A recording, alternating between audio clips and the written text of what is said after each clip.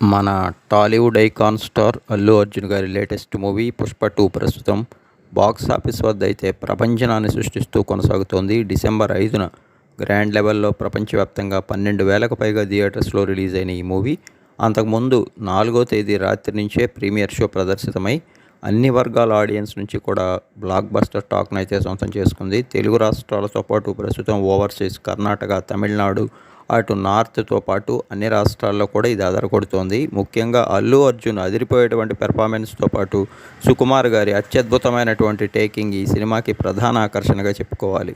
మొత్తంగా 'పుష్ప 2' మూవీ అందరి అంచనాలు అందుకుని ప్రస్తుతం బ్లాక్ బస్టర్ టాక్తో అయితే కొనసాగుతోంది. నేషనల్ క్రష్ రష్మిక మందన్న హీరోయిన్గా నటించిన ఈ సినిమాకి రాక్ స్టార్ దేవిశ్రీ ప్రసాద్ సంగీతం అందించగా శామ్ సిఎస్ బ్యాక్గ్రౌండ్ స్కోర్ అందించారు.